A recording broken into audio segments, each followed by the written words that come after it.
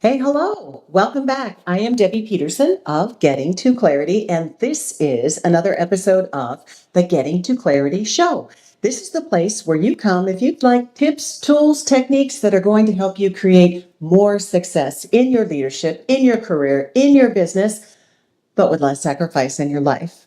And today we are talking about tackling negativity. Ever deal with negativity?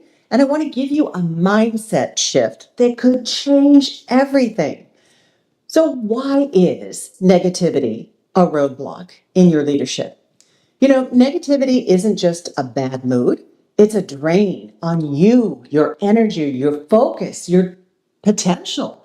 And whether it comes from external sources like difficult colleagues, or maybe it's internal doubts that are creeping in, negativity influences everything. It influences how you think about things, your decision making, how you look at people and your relationships, and it'll affect your overall performance if it's left unchecked. It will spread, affecting not just you, but people pick up what we put out. So it'll affect your team and your workplace culture as well. And a toxic workplace isn't a place where high performers want to stay. And then what are you left with? So, as a leader, you don't have the luxury of letting negativity dictate your actions. You do, however, have the power to shift your mindset. That is your responsibility. And why exactly should you do that? Well, when your mindset is positive, you can see when you keep a positive mindset, you see things more clearly. You make better choices because you have that clarity of direction. You keep moving forward. And the good news, overcoming negativity isn't about ignoring things either. It's about choosing the power of choice, choosing how you respond to them. You have so much more influence than you think you do. So let's understand the power of negativity. So it has a way of taking root and growing if we don't do anything about it, if we allow it. It shows up in different forms. So there is external negativity, people complaining, right? Toxic coworkers, company politics, or our country's politics, difficult clients, right? But there's also internal negativity, that head chatter, that self doubt, that fear of failure, imposter syndrome, and even perfectionism. And then there's a third sort of negativity, and that is situational negativity. When you encounter setbacks or unexpected challenges, or you miss out on opportunities. So when negativity takes over, it is like you going over the hill. It skews your perspective and everything you see is negative. It makes small problems feel bigger and it blocks new opportunities because you are so focused on the negativity that you can't see the opportunity out in front of you. So the key to overcoming it isn't to pretend that it doesn't exist. It's to challenge it and shift your perspective. And you absolutely have control over that. So, how do you overcome negativity at work and in your own head? So, negativity is powerful, right? We deal with it a lot, but you don't have to let it take over. So, here are some simple, practical ways to shift your mindset and create a more positive work environment. Control what you can. Some things are out of your hands, but when your response is a choice, then your response isn't out of your control. So when a negative situation turns into, or any situation turns into a negative, pause and ask, what part of this can I influence so that I can turn things around? How can I do something that will allow me to feel more control? What is one step that I can take that will actually allow me to move forward with progress? Okay. You can also consider reframing the situation, which means thinking differently about it. So instead of focusing on what's wrong, look for what's possible. If a project gets derailed, ask, what is the next best step? What can we learn from this? New learnings are always valuable. And how will this help us move forward more effectively the next time?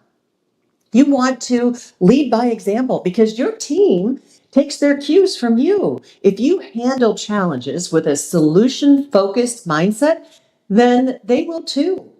So turn complaints into solutions. Instead of getting stuck in what's wrong, focus on what can be done next. Set boundaries. This is really important. Set boundaries with negative people. You need to protect your energy by limiting your time with chronic complainers and draining conversations. You want to shift discussions towards solutions so that you and they can stay focused on what's going to make an impact. Next, I want you to consider a very simple tool of starting and ending your day with positivity. So begin with a small win or a gratitude practice and close the day on reflecting what went well instead of what went wrong. Over time, this retrains your brain to seek solutions rather than dwell on problems. And that makes positivity your default mindset. And that is a score. So turning complaints into challenges. Instead of dwelling on frustrations, you can ask, how can I see this as a sign that I am one step closer to my goal? Because every obstacle is proof that I am making progress. So how can I turn this into an opportunity for growth or improvement? Create a reset button. Develop a go-to strategy when negativity creeps in. Maybe you take a short walk. Maybe it is some deep breathing or some box breathing. Maybe it is a quick mindset shift that can break the cycle and help you regain a different outlook. And here's the thing, you are the only one who has control over this. It is your responsibility to manage your mindset, not just for yourself, but for your team and for your leadership as a whole. So here's an example of how this works in real life. Let's say you are facing a frustrating situation at work, daily occurrence, right? Maybe there is a project that's delayed and it's causing a lot of extra stress. The default reaction would be frustration, pointing fingers, blaming people, and just a downward spiral of negativity. But when you shift your approach, you have a chance to pause and reframe. Instead of immediately reacting, take a moment and ask yourself, what's within my control? What's within the team's control? Look for the opportunity. Can this setback help improve future processes? Is there a chance to innovate, do something different, learn something new? Then you can take small positive action. Instead of venting about the issue, focus on one proactive step you can take to move forward. That gets you out of being stuck and in a negative place to moving forward with more positivity. The result, instead of negativity controlling you, you take control of your mindset.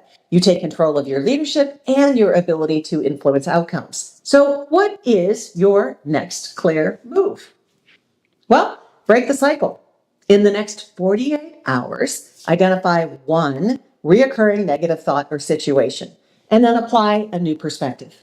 Ask yourself what opportunity or lesson exists within it, and then shift your focus from frustration to action. What is it that you can do about it, even if it's a tiny little step? And then notice how your energy changes. So, until the next time, here is wishing you all the clarity that you deserve. And if you want more strategies for resilient leadership, then visit my website at www.debbiepetersonspeaks.com. I love to share resources and insights with you there. So take care, be good to yourself, and bye-bye for now.